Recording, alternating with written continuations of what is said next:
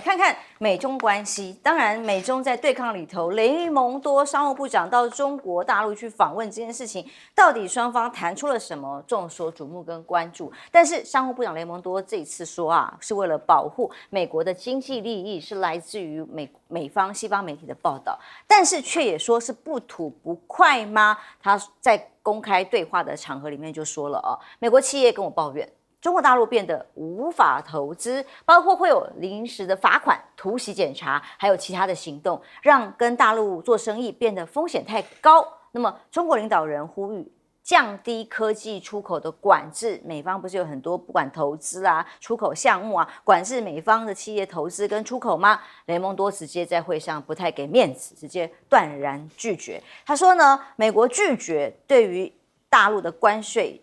因为对话不代表要妥协让步，他说呢，提出了 Intel 啊、美光啊，还有波音公司这些具体问题是可以谈的，但是其他的商业议题，例如要求降低关税、削减出口管制，或者是撤销对某些对外投资的限制，他都拒绝有关的要求，踩得还蛮硬的。就在这个时候，虽然之前双方各自释出一些善意，包括在采购波音的部分交货期程等等，但是在同时，华为也在他访美期间突然宣布新的旗舰手机支援 5G 来发布上市，是不是也是代表告诉大家说，这个 5G 的科技发展在晶片方面，就算你美国怎么突破，我们还是可以加以研发出新的新的这个技术来在市场上做抢占。所以这个华为的 Mate 60 Pro 还没有发行先卖，那引起了很多的讨论，选在这期间发布有没有特别的意味在其中呢？而拜登在美国他怎么看？倒是用军方的军演啊等等这些议题也在做平衡吗？美国首度的军售日本长程巡弋飞弹，说要帮助因应威胁能力，谁的威胁？当然是来自于中国大陆喽。美国政府同意的这个日本射程超过900公里的长程的巡弋飞弹，联合空对地的距外飞弹增程型的这样子的一个设备。已经答应要卖给日本，甚至呢，第一次把威胁范围外的发动攻击的距外飞弹送过去，被认为是很有意义的。除了可以搭载 F-35的逆中战机之外，也可以修改之后搭载在 F-15的战机之上，所以可能在攻击防卫的能力上会加强哦。那么对于这个中方的意义又是什么呢？甚至还有大动作罕见这样预告，加拿大的军舰扬言将会透过台海航行过来哦。日媒的分析就担心会引起中国反弹。加拿大海军3艘的舰艇渥太华啦、温科华啦这几艘，8月28号已经抵达日本上海了日本海上了那么自卫队跟美国的驻日海军在基地靠港这个位置呢，已经宣布会在9月1号马上就要展开的离港启程，参加美日韩澳纽加6国区域伙伴的共同演习。不过这两天好像有台风，不知道会不会有变化了但是这个宣示意义大于实质，就是要告诉大家说，加拿大驻日的武官就说了渥太华号通过台湾海峡，会以支持规范为基准的国际秩序，行使台湾海峡的权利。那么相关的分析回应都是说，提前宣布军舰穿越台湾海峡是一个不寻常的举动，可能会引起中国的强烈反弹。而我们来看个画面，也是罕见说美国特别在这个时间点，商务部长还在中国访问呢，就公布了大陆的歼35战舰载机的最新试飞的影片。从画面上可以看到这个大陆歼35的隐形战舰的最新飞行画面。那么在3艘航母的福建舰即将试航的时候，歼35呢测试进度也加速推进，虽然只有数十秒这样的影片画面，中共对外放出来，当然是在这个时间点有特殊的意义吗？面对于商务部长在双方谈判磋商的过程当中，让利好像不见得多少，但是互相秀肌肉的意味好像更浓一些。委员，雷蒙多访华，他当然立场咬得很硬中国方面要求了降低关税、出口管制放松，然后雷蒙多说他一概拒绝。那他有没有开一些清单要中国让步的？显然一定有嘛要不要买波音飞机啊？要不要履行当时采购农产品的协议啊？这个等等。那请问你互相不让步的话，中国会答应吗？我是存疑了那中国显然是看你表演吧，你要表演就给你表演吧，你既然来了，那我也不吭声。所以雷蒙多讲说，美国人觉得说在中国大陆做生意越来越无法投资，有人强迫你来投资吗？你不是说在中国投资是一定赔吗？一再讲了有的没有的，那现在投资无法投资，你又抱怨，其实抱怨的那几个案子，有几个案子被认定于这些美商是借机在中国帮 CIA 收集情报啊，真的是有这回事了哈。至于说其他已经被列入管制的，那你美国打压中国企业的可是多了啦，班班可考。中国我觉得规模还小，抓着美光那个实在是不伤皮肉的事情在做事情哈。所以两方面要么就坐下来谈，要么就继续缠斗下去。看样子是会继续缠斗一段时间哈，那只是声浪可能不会那么高哈。华为这一次出现的这个 Mate 60 Pro 的确很多令人刮目相看 ，CPU 采用7090S。GPU 采用华为自己设计的叫做什么 Mate 6蛮新的一个款式，自己设计晶片。不，自己设计晶片没有错，制造的是由中芯制造的是，那也能够达7奈米，7奈米的话就距离5奈米就只有一线之隔。现在目前手机大概用5奈米或7奈米的为主那这个突破，而且速度虽然没有讲4G有5G，但速度已经到了5G 的速度它目前还没有开季正式的发布会，只是上去预购，没想到秒杀，全部卖光这是很令人压抑。因为它最重要，它有一个卫星通讯的功能，跟北斗卫星直接连接。那对于全世界使用这款手机人就很方便不用担心基地台的问题。至于加拿大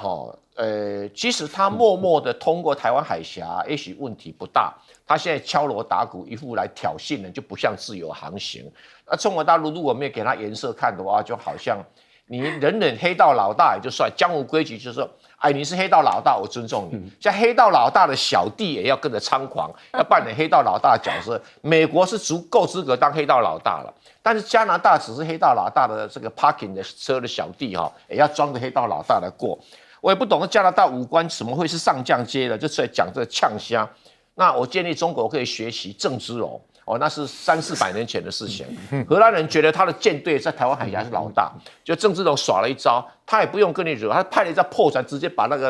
个荷兰的战舰给撞了破一个洞。他荷兰以后鼻子乖乖就以后都不敢再吭声了以后都要请示一下郑芝龙，我这一要过去了，你至少少惹我，先打个招呼。这会不会世界大战？这很严重。至少就是把他撞个破洞了，那他也不敢反击所以我是觉得中国应付加拿大要硬一点。因为美国不必那么硬是可以的真的吗？教授也这么看吗？不过那个荷兰不敢反击，是因为郑芝龙的船队够强大，比他强还强大是，所以荷兰也知道，如果他反击的话，那背后的那就是被歼灭。但是荷兰是全世界最强大的舰队，但是郑芝龙有几队，但是郑芝龙是整个东亚地区最强大的海盗船队所以他打不赢的啦，因为他的舰队拉到。亚洲来的时候他的作战力已经没有那么强了不过我讲一下雷蒙多，他当然要对他的国内的国会还有表达他很强硬不过问题就在于他的强硬是一厢情愿例如说美国企业说，哎呀，我们在中国现在投资真的很不方便，那中国企业也一样嘛，在美国投资也很不方便嘛，你也是这个限制那个限制，这个调查那个调查，那然后这个处罚那个处罚。一样的道理嘛，那也就是说，既然双方都不方便，那双方还是要投资，那就代表有利可图。是，那双方要改善，那就政府坐下来谈。那要怎么谈？现在当然不可能在这次就谈好嘛，那工作组来谈，那工作组就不在台面上了因为2个工作组都不在台面上，但是都是副部长级跟司长级的，那就是工作组偷偷的、慢慢的。好好的来谈，那国会也不会知道，大家也都心照不宣，就看哪一些项目，你美国开放多少，我就放多少，你301不放，那我的关税也就不会放，你的投资限制不放，那我的投资限制也就不会放，你要我这个加耕者要取消，那别想，你要我美光或者什么要改变，那你要看看你对我的华为你要做什么，其实我觉得都是相互的，所以我觉得。这个目前来讲，双方还在周旋，中国大陆跟美国的周旋不会放松，那彼此之间继续角斗、缠斗，继续下去，绝对不会停止。但是美国人幻想说中国一定会屈服，一定会让步，我觉得想太多了，因为整个局势对中国大陆坦白说不会越来越不利，最不利的环境、最坏的环境都过了，所以我个人认为美国能够谈的筹码跟空间越来越小。为什么？拜登这个团队他认为我拉重来打的时候就有效，结果这些重都开始跳船了，跳光了，所以我个人是认为无效。另外一个提到有关于日本，我觉得日本本身原本中国大陆并没有把日本视为敌国，但是日本现在的白皮书把中国大陆视为敌国，而且要发展这种长程的攻击武器的话，我觉得日本本身已经把自己现代的政府把自己引向战争在日本本土发生。我觉得这个对日本来讲是很愚蠢的事情。同样的事情也是一样，加拿大，你远在另外一边，跑到台湾海峡来耀武扬威，可是你加拿大才几个兵啊，几个人啊，几个船队啊，你到台湾海峡来耀武扬威，你看在这一次，中俄的联合海军已经到美国去了，我个人推断啊，接着再往南走到加拿大，绝对可能在明年，一定就是这样开始走了。那加拿大以后外海也都老子看到了，就是中国大陆的新式的战舰了。所以通过台湾海峡是宣示意义了，但可能接下来就准备看军演，就继续往加拿大附近靠近的意思了啊。彬哥怎么看？我是觉得雷蒙多还蛮趣味的，他去抱怨在大陆变成无法投资，这不是正是美国人要的东西吗？你不是本来就希望你的企业不要去中国大陆投资吗？你不是还告诉欧洲这些国家，你们最好也不要去中国大陆投资吗？那你现在在抱怨什么？这不是正是你要的东西吗？而且反过来说，中国大陆的企业现在在美国也越来越难投资啊。那你怎么不讲呢？所以我觉得雷蒙多讲这一系列话，表示说我悍然拒绝中国大陆的什么什么要求的时候，其实我觉得他是在做一场秀，他是在告诉美国国内人，我有坚守住底线，我没有对他让步哦。那你反面过来讲，也可以说是到目前为止，恐怕双方之间是没有什么协议可以达成。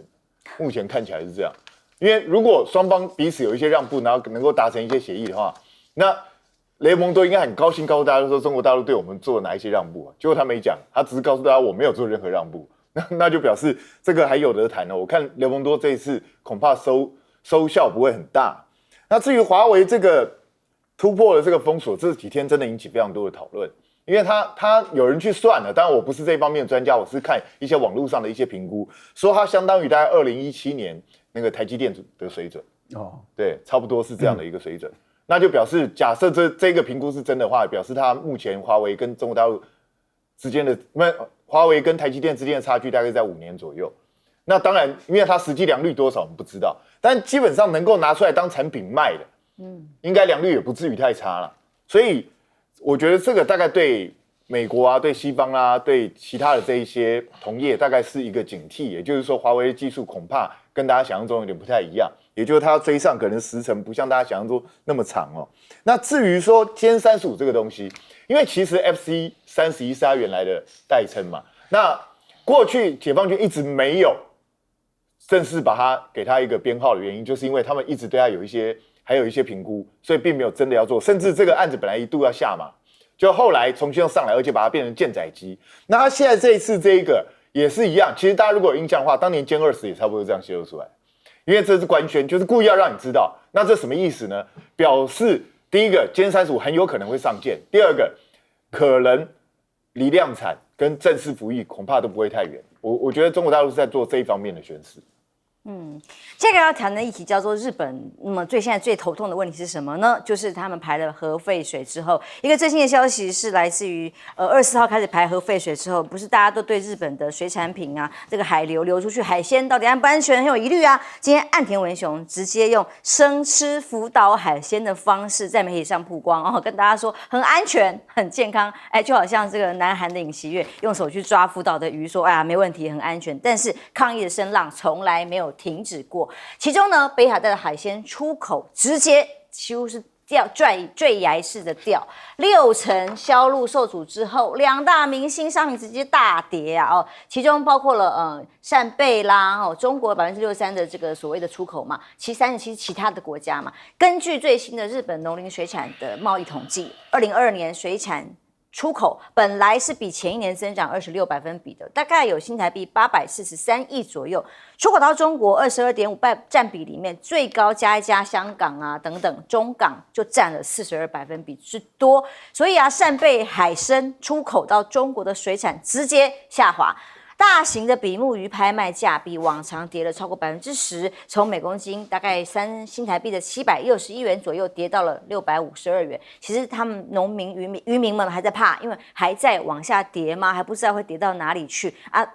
之前我们来宾不是说会不会到台湾来卖啊？但价格会不会更低？但日本的外相是直接说针对中国要祭出水产品禁令呢。他怎么做？跟我们很像他跟我们陈吉仲一样，我们要去 WTO 去告状，还要去申诉。但这样的申诉有没有用啊？至少他应该会真的去申诉啦。我们好像都是说说而已啊，不知道。但无论如何，中日之间的矛盾直接更加剧了。这个已经是情绪上的焦虑跟这个暴动的结果吗？核污水引爆的民间的怒火，各种的抗议越来越多。那么尤其是甚至民间怒火被点燃之后呢，双方都互控说接到了对方国内大量骚扰电话，骚扰店家啦，骚扰各驻台、驻日、驻中的相关单位，互相有如此。那么这个方正直接表示很遗憾，强烈敦促中国采取负责任的行动，互相都有这样的行为。而汪文斌也说，提出了严正交涉，促使日本能够依法处置，要保障驻日使馆啊、在日机构啊，还有企业公民赴日旅游安全，互相都说被干扰了。其实有一些丢鸡蛋的，甚至丢石头的，这样子的情况越来越多，情绪很对立那么核废水倒入海中之后，掀起了反日情绪之后，日货浮世绘等等都遭殃。那么甚至有一个官员讲了一段话，引起更大的反弹。日本的前市长，这个是大阪知事桥下彻跟前宫崎知事两个人呢，在上真人节目讨论的时候，就突然公开这样讲中国人要求，如果要来日本之前就必须先吃下10个福岛扇贝才能够入境这样的话立刻引起大量的这个中国网友的反弹不满。当然节目旁边很多这个观众啊，一起同台的人会大笑，但是这个有点不好笑，因为立刻会让双方的这个情绪更加的紧绷，互相在民间的这个对峙已经是非常的激烈了。所以环时的社评说现在高度警惕东京的一肚子坏水是这样的形容词。这样的事情本质并不在于中日的争端，而是一个危害全人类的坏事，绝不可以透过这个政治操作了，影响的是安全，甚至是一个历史责任的问题。案子当然就是岸田文雄跟拜登一肚子坏水吗？那9月还有一个中日的领袖会谈，那么李强预计就要会晤岸田文雄咯，正准备9月在东协要召开会议，到时候怎么谈？岸田9月参加的国际会议就将会处理这个废水的部分，怎么寻求理解呢？日方表示会维持即使有难题也要跟中国反复对话的基本方针，持续协调。但同时是不是也说要去 WTO 申诉了呢？而中韩的关系，因为在大卫营曾经跟拜登一起手牵手宣誓过，现在关系回温吗？南韩的官员正在安排尹锡悦跟中国领导人习近平9月上旬也要跟中国来举行这个会议高峰会。尹锡悦跟习近平上次的峰会是在去年11月发生的也就是趁G20的会议期间。但这次韩联社说，中韩的关系起伏不定一下子跟美国靠近，一下子又回来吗？近期双方都有加温的迹象，例如南韩外交部长跟王毅上个月14号就举行了会谈，双方会持续关系加温，来持续磋商，扩大彼此的交流。所以日韩的态度在最近的这个美中关系里头选择哪一边，其实现在变成一个互相角力的这样的概念。但是光是这个川水核废水的排放，其实大家态度不一样，但是影响的是一个科学的问题。委员怎么看？日本的水产一向很发达，但是它最大的出口市场就在中国大陆，它整个国家出口的比例有22% 以上是到中国大陆。所以说，中国大陆在这方面是有很大的影响力，再加上北海道的部分就60%以上都卖到中国大陆去，别的地方也找不到地方可以卖所以中国大陆对于这个日本的水产品下禁止令，对日本的渔业是影响非常的大那可是又话又说回来，你福岛排放的核污水啊，顺着黑潮往北流，第一个当然就到北海道啊，它不进北海道，不进谁的地方去？它绕一个圈往北半球绕到这个美国，可能还要到明年的事情啦哦。所以第一关呢就是卡到北海道这个。那日本说要对 WTO 诉求，你有什么诉求的基础，我是不太懂哦，因为这个是个卫生的一个问题啊，公共卫生的问题，跟 WTO 规定的贸易壁垒那是没有关系的哦。他可能弄错法律，是跟 WTO 申诉，再加上 WTO 申诉第一关要增加专家咨询会议，那我看你也弄不出名堂啊。第二关叫上诉机制，上诉机制现在美国人说不开啊，很多拉拢了欧洲国家不开，就到现在好几年都没开了。所以就搁在那边，不过我想他是在对内做安抚用的啦，还是要双方面坐下好好谈。但是像日本的一些政治人物，像桥下彻，不是一般的大阪知事，他曾经差一点问等日本的首相的这种位阶的人士，他怎么会那么笨讲这种话？说中国人要到日本来，必须先吃10个福岛扇贝才能来。那以后中国人可以告诉日本啊，你先喝10桶核污水才可以到中国来，有必要这样搞吗？非常政治人物是。不要像我们的谢小夫我们谢小夫说吃了对身体有益的话，那好，谢小夫你每一天喝2000cc 就好了。那要蔡英文、赖清德每一个人每天2000cc，但日本1亿人口如果每一个人每天2000cc 核污水的话，大概是消化掉，也不用排到太平洋去了。不过日本人可能就会绝种。我先面对这个问题所以不用告诉大家说这个是没有问题的水，再讲都没什么用嘛那引爆民间的这些怒火当然是会啦，但是也不用过度去激荡，因为日本先检讨，看能不能说服大家，不能的话你要找别的方式来解决嘛。你何必说有美国跟你撑腰，你就是要用这种方式来处理，硬要排到。那现在中国大陆抓住的议题是对的，第一个有道德的正当性，第二个可以以一种海洋保护者的这种身份出现。中国国家这么大，有义务保护所有的海洋，尤其是太平洋啊。你不用去管印度洋，不用管地中海，那至少你要先管太平洋的事。那你日本是违规啊，你当然怎么可以不管呢？所以不一定要过度，但是你站在这立场上绝对是正确的而且不要轻易的让步。但至于说弄到什么和服啊、胡适会或者日本的音乐，我倒觉得是不必要那个就有点的跨界了还是要针对日本的出口到中国大陆水产品。这样就可以了。那对日本的政治人物，如果有言行不对的，要大力批判，这也是对的。但是不要弄到什么一般的老百姓都要丢石头啦。那我劝双方面，这个是真的是不宜不宜。因为现在这个情绪是非常沸腾、无限上纲所以对日本人在中国大陆，或者是中国人在日本都有很多很激烈对峙的状态休息一下，马上回来。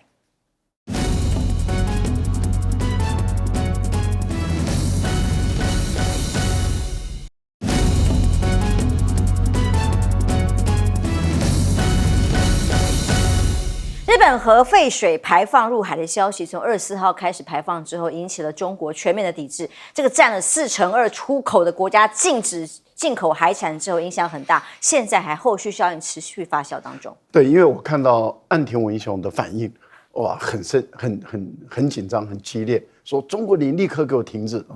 不能够禁止进口。然后看到他们的农林产的大臣说，意料未到，我没想到这么的严重可是我觉得他们2位就打脸了 BBC 的当天的一份专题报道。BBC 当天一份专题报道是说，哎呀，这个影响不大啦，因为日本的农水产品水产品只占它的 GDP 总量1%，然后呢，这1%中绝大部分都是内销，所以外销的已经很小了，然后外销中再销到中国的那就很小了，所以影响不大。而且呢，我也有访问过日本2个最大的水产公司，他们都说，哎呀，没有什么影响。结果我们看到的不是这样，官方的数字，对，直接当天打脸 BBC 的专栏报道，这个厉害，你这可以知道现在英国的媒体的水平实在是非常的高但是我个人是这样认为了，我觉得中国大陆把这个态度表达得很明白、很清楚，而且呢，立刻的就给给日本政府施加压力。其实他有一个用意，就是希望你日本停止排放，所以他是暂停进口。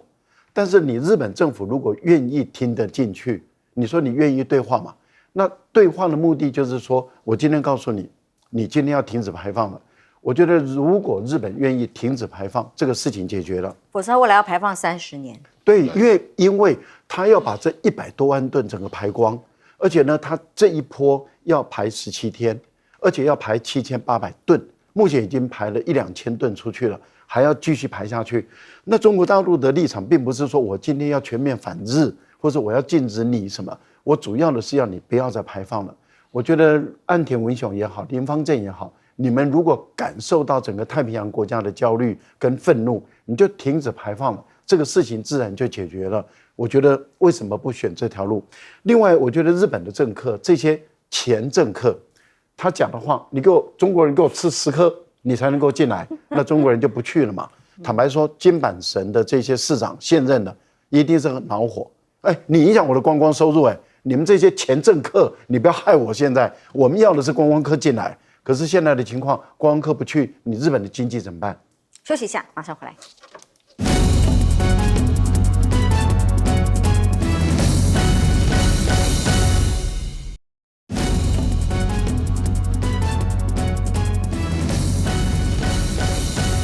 欢迎回来。核废水的议题引起了中日非常严峻的对峙而且民情的部分非常沸腾，甚至丢石头、丢鸡蛋。现在连双方的政府都要想办法去克制跟解决这样的冲突。理论上来讲，我觉得很奇怪，就是日本好像一开始很轻忽，他以为周边国家的反应不会很大，好像是这样，所以就变成现在中国大陆一下做出这样的反应，他变得有点措手不及。他们说意外，对啊，我觉得这个有什么好意外啊？你是在毒害全球你怎么会觉得这个有什么好意外？人家做出反应是很正常的。韩国之所以政府没有反应，那是因为尹锡悦媚日媚美，可是韩国民间反应可是很激烈的。那我们所有反应最温和就是台湾了，我们台湾还拼命在帮日本人讲话，有益健康是，但是问题是，我觉得我们那个死不认错那个谢长廷今天又在讲啊，他在脸书上写说什么啊？你们这个去看一看，日本现在市场那些水产价格都没有降啊，还是卖得很好啊。对啊，他睁眼说瞎话。官方数字已经告诉大家了。对啊，所以谢长廷就是永远都在帮日本人讲话，我真的不知道这个人到底去干嘛的。到底他的薪水是谁给的？我觉得大家要去查一下，搞不好日本人给的，我不知道。那至于这个东国原英夫跟桥下彻这两个，我必须跟大家讲，这个东国原英夫本来是北野武的弟子，他是搞笑艺人出身，所以他可能把自己过去上节目的习惯就直接带来了，在这个事情上开玩笑。可是这个事情上其实是不太能开玩笑，因为万一真的，其实现在已经有仇恨的情绪存在，没错。万一真的引起仇恨，大家忘记了吗？当年中国大陆在排日的时候是怎样？所有日本的产品全部被人家砸，我管你是不是我的，他车子也被砸，店铺也被砸。现在是日侨学校被丢鸡蛋、丢石头，所以你们要把事情激化到这种程度吗？但是我说，你说这边引起中国网友强烈不满，其实我有去看，有一部分人当然很不满，但有一部分人说你说到要做到。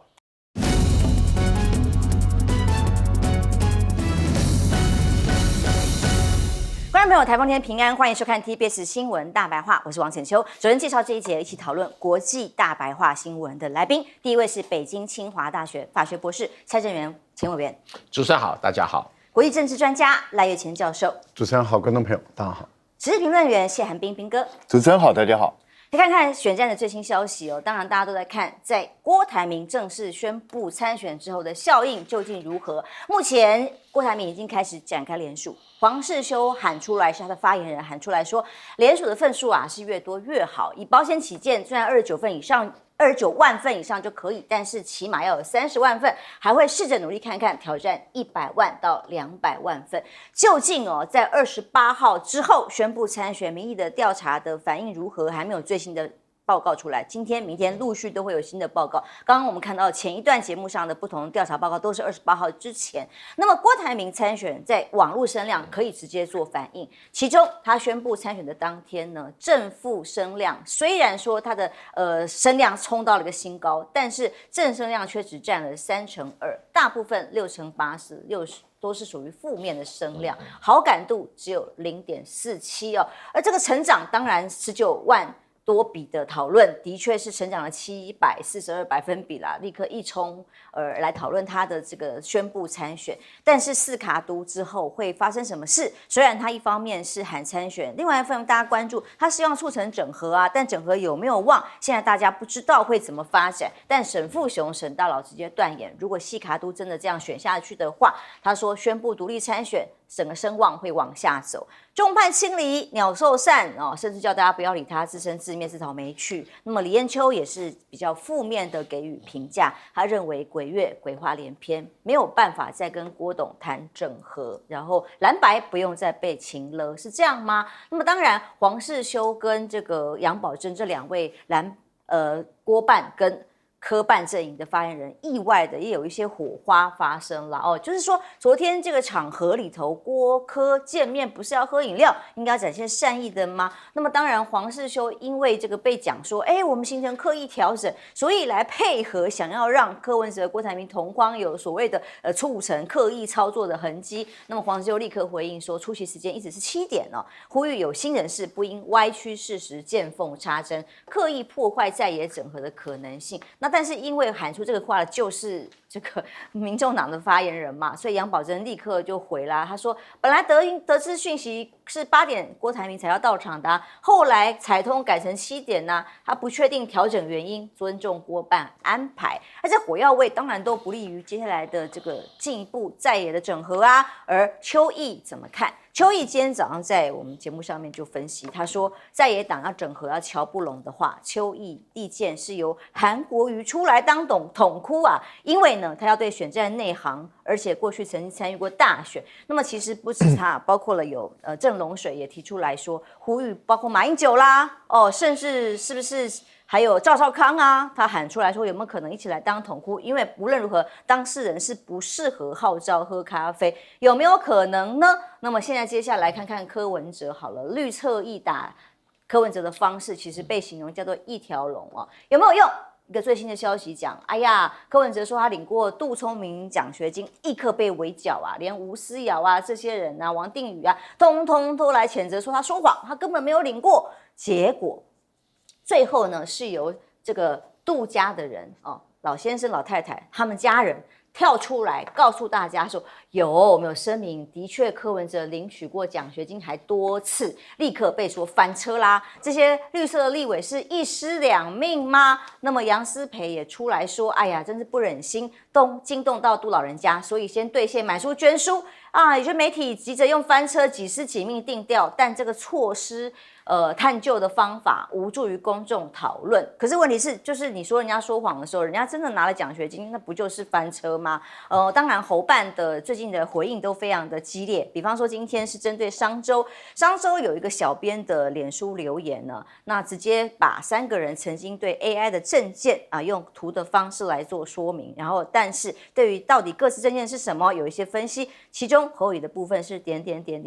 然后下一个图是说我们努力了，好像一副酸他说是不是他没有政见相关 AI 的政见，那结果想不到是小编的一个贴文留言那一般应该都会比较幽默以对回应但是侯办是非常慎重的强烈谴责，他说呢商周事先没有跟竞办联系过，草率发文对侯造成了严重伤害，要求商周小编尽速严正澄清并道歉。结果呢，在他们发了谴责声明之后，整个贴文的流量就更热了也是说商周说是他们有史以来贴文小编互动数最多的1.9万人等等，而这样的文字已经被流传出去了。那其实侯办也声明说，他们有 AI 政见也提出来很多，网络上就找得到了那梗图被散出去的打的模式，当然很熟悉过去韩国瑜也是这样被打过，但是其实回应的方式要怎么做，或者是在整个网络声量的正负量声量上，是撒钱而已嘛？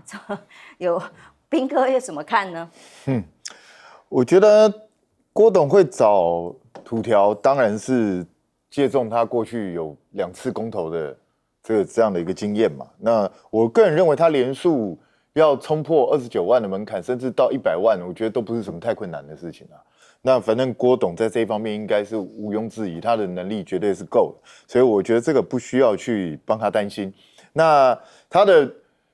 参选声明之后声量飙高，这很正常啊，不然往下掉，那就惨了，那就不要选了算了。所以这是很正常的，只是说他会不会众叛亲离呢？这个是沈大佬的预言哦。我个人认为众叛亲离可能倒不至于，但是恐怕并不如郭董自己所想象那样登高一呼，然后就哇全部都大家都万众归心这样子，好像也没有出现这样的状况。实际上你会觉得那一天的郭董的，就是他举办这个所谓的参选声明这个大会，感觉是有点仓促的，好像该来的人都没来，没有办法营造出一种好像大家都在簇拥他的这种气势，这个是我一直觉得蛮奇怪的地方。那至于说现在柯文哲跟侯友宜会因为郭董这样跳出来之后就会跟他合吗？我认为至少眼前是不太可能，眼前可能因为最近刚好是鬼月的关系，现在大家看到谁都跟跨点贵差不多，所以呢，我觉得暂时不太容易合啦。我是这样认为。那蓝白这边要合，相对比较有一点点机会，但是机会也不是那么大，因为中间的隔阂还是很多，所以就看他们是不是能够各自努力了。那这就看他们的造化，因为这三个我讲过好几次，这三个都是年轻人，我们比较老，所以没有办法理解年轻人的想法。那至于说那一天出席到底是怎么回事，那我觉得其实不是那么的重要，重点是他们两个人的互动的问题。因为那天两个人的互动显然蛮冷淡，蛮尴尬的。对，也蛮尴尬的。柯文哲先是在那边等了之后上来呢，柯文哲在台上讲话的时候，后面还写一个阿明一定赢，然后你会看到那时候郭董也没有去听他讲话，也是背对着他。然后等到两个人沟通的时候，不到1分钟，然后据说两个人彼此在讲什么话，彼此都没听见。我还特别看那画面说，柯文哲把那个手五指是这样并拢，对啊，是握手的时候。所以显然目前这两个人之间的互动是蛮冷漠的，不像是熟识的朋友，也不像是有可谈的契机哦。所以现在目前到底谁能够来就是整合在野呢？我认为都不容易，即使韩国瑜出来都不容易。讲实在话，因为说真的，韩国瑜出来，你要问朱立伦答不答应啊？对不对？因为侯友宜只是参选人啊，国民党真正的党主席是朱立伦啊。朱立伦会允许韩国瑜来做这件事吗？或是朱立伦有意愿来做这件事情吗？那又要怎么取得柯 P 的信任呢？我觉得这中间还是问题重重，恐怕没有这么容易哦。那至于说柯文哲有没有拿过这个奖学金，我觉得真的是超级无聊的一件事。第一个，杨思培这个，我不知道他是怎么想的，他一定要赶快去查这个，然后说哦你说谎，你根本没有，结果人家都拿出证据来了。你还一副不肯道歉，还在那边讲说硬凹，对，就在那边凹，讲了半天，然后说啥只是不愿意惊动老人家。那我必须讲，现在刚好鬼月啦，你要不要去问一下？你去问一下杜胜忠老先生，对不对？所以你要他直接出来说明吗？人家白纸黑字的证据都拿出来给你看了，那个账簿都拿出来，柯文哲奖学金领多少钱？有人说哦，你看他的注明是柯文哲奖学金，所以不是杜聪明奖学金，那是怎样啊？是到底怎样？我觉得凹这种东西一点意义都没有。我觉得杨思培医生道歉一下很困难吗？就搞错了嘛，搞错就道歉就好了嘛。那你也表现你的大度，你就去买书，我觉得这些都 OK。就对不起，抱歉，我搞错了，就这样子而已。这有什么呢？我觉得这是一个很坏的一个示范，也就是台湾现在好像一大堆人，连不是政治人物的人做错事情都不愿意道歉。我真的觉得这到底是什么怪风气？是民进党执政这7年都养成了，是吧？大家都跟民进党看齐，反正不道歉就没事，是这样的意思吗？硬凹就好了。对啊，所以我真的觉得这是一种非常恶劣的一种风气哦，大家都没有办法真正是非黑白曲直把它搞清楚嘛。那至于说侯办这个反应哦，就是商周当然是故意消遣他，讲实在话，很明显的故意消遣他。可是我觉得不需要回得这么硬，回得这么硬看起来蛮像金小刀的风格。我觉得非常像。那可是问题是这件事情，其实你可以先把自己的曾经提出来的 AI 半导体相关的证件列出来就是说啊，商周的小编可能要去换副眼镜，或者说他的幽默一下就好了嘛。他那个 Google 版本是不是太旧了？是不是需要更新一下？稍微消遣他一下就好。你这样子的用愤怒的，甚至一副好像要提告的方式，大炮打小鸟。对我觉得没什么必要，毕竟他只是一个小编而已。是委员怎么看呢？在郭台铭宣布正式参选之后哦，在蓝营的部分几乎站出来就是攻击啊、批评啊，那越演越烈。那这3个人坐下来真的见面，好像见了面，但是真的好好坐下来谈的整合的契机，却不见得现在有看到希望。你怎么看？两个人在证明出来选一定落选， 3个人出来一定落选的更惨，因为很多人会觉得说，你竟然连赢的希望都没有，我干嘛出来投票？所以就会产生所谓的沉默螺旋也好，或者士气低迷也好。那所以唯一的要鼓舞士气，最起码你要想办法去整合。那整合啦，我是觉得不一定要这个谁由谁主动，或者谁当汤货。柯文哲可以出面来整合啊，侯友也可以出面出来整合啊。比如8月27号，侯友宜有去见过这个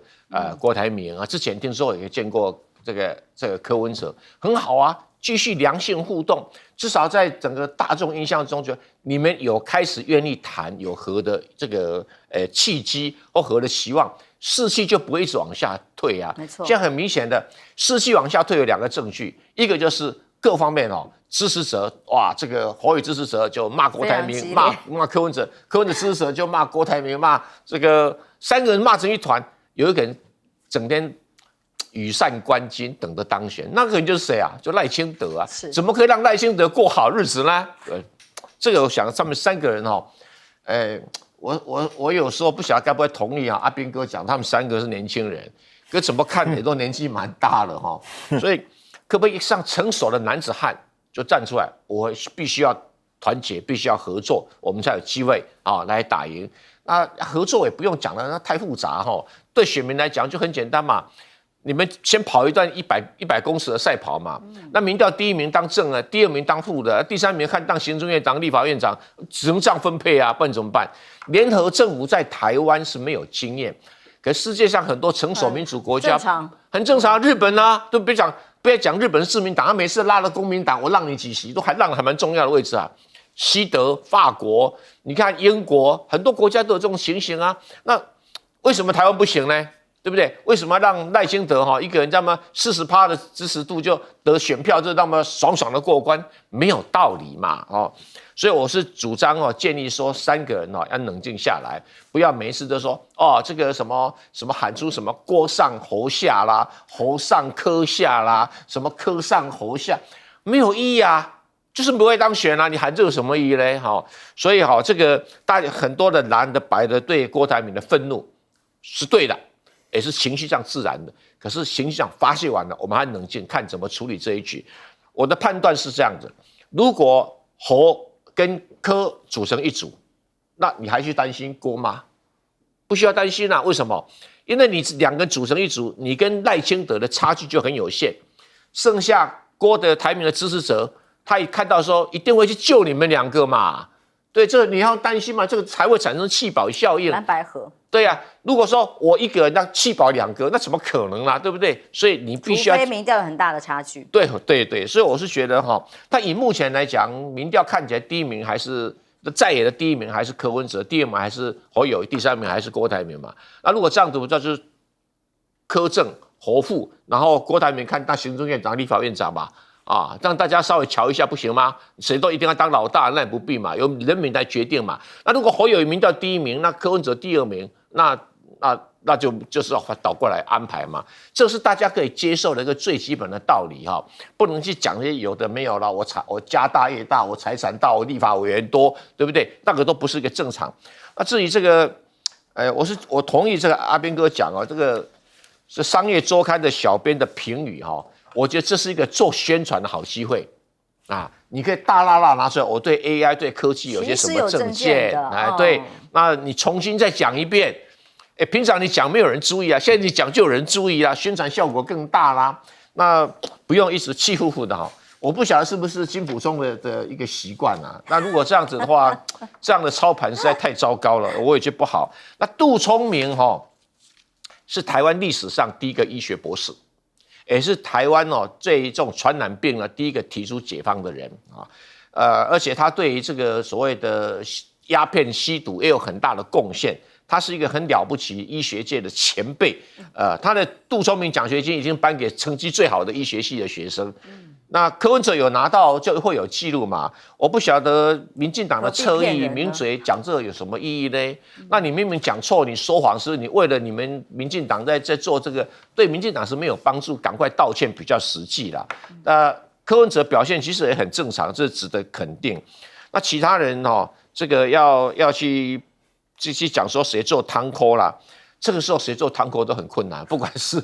韩国也好，或有人讲王金平也好，有人讲我觉得很困难，也有人因为年纪这么大了，3个人加起来已经快200岁了哈，我觉得他们3个男人自己去处理啊，比较好了。问题是看起来有没有机会处理呢？赖教授怎么看？我觉得可能性不高了啊。我同意这个郑宇兄所说的，你要韩国瑜去劝退郭台铭，郭台铭会理你啊，不可能的。那你要韩国瑜去劝退侯友宜，那国民党内的人先造反了啊，先把韩国瑜修理一顿。那你要韩国瑜去劝退柯文哲，柯文哲说：“我还是你的长官呢。”说人是，你以前这个总经理是我任命的啊，你来叫我做事，所以我觉得没有这个分量，也劝不了。那刚刚郑云兄谈到的有关于当初那个模型。也就是连战跟宋楚瑜的这个模型这个模型我有资格说话这个模型的原型是我设计的你说国亲和，其实当初是连宋的问题后来发展成为国亲的问题，但是结构上后来又有点变化这个不是我当时的设计的范围内那细节先不谈。但是如果是今天是国民党要跟民众党来谈。那过去是当时国亲是2党的党主席先来谈，因为刚好宋楚瑜是这个亲民党的党主席，是，然后连战是国民党的党主席。那现在国民党的党主席是朱立伦，不是侯友宜，而民众党的党主席是柯文哲。那要谈的时候要谈到立委的问题，所以当时也有考虑到立委，那就大部分的亲民党的立委就回去国民党这边来了。那也就是说，因为有考虑到不分区立委。也有考虑到这个分区立委然后也有考虑到这个2党之间如何合作的问题，2党如何开会的问题，讨论的都很细。可是现在的情况，当时在作业的时候，我们的时间很早那时候时间是大概2002年的时候就开始布局了，可是现在才剩下几个月，4个多月，来不及，因为现在各自选战打得很凶。然后候选人都有自己的想法，该提名也提名了，该提名都提名了，立委也都提了，不分区的立委也都名单都开始在内部讨论了。这个时候你2党之间要来合作，难度越来越高了，因为每个候选人目前都已经是时间都在跟着时间上跑，每一天的行程都排得满满的，他们已经没有办法静下心来去思考整个合作的一个问题。所以我觉得，以现在来讲，那唯一能够走的路其实就是各自选各自的，但是我觉得可以做的一件事是不要互相厮杀，不要互相咬，也就是说非绿阵营的不要互相咬，那么大家把箭头一致，就是朝着赖清德朝着民进党去攻击，看谁的火力最大，谁最得到选民的支持，因为非绿的选民是大多数嘛，非绿的选民大多数，而你的火力最强，你吸引到我们非绿选民对你的认同，对你的关注，我们当然就是在看你的节目嘛，看你的演说，看你出去的表现，那我们一直往你这边走。可是如果本身自相残杀，你只会让非绿的选民越来越伤心，越来越失望。所以我倒觉得3个人把目标全部针对赖清德痛打，我觉得像这次杜聪明的事情，当然叫痛打。商周的事情还是老话，可以用不同的方法处理不一定要这么的生气。小编嘛，轻松。真的反而冲高了他的流量而已哦。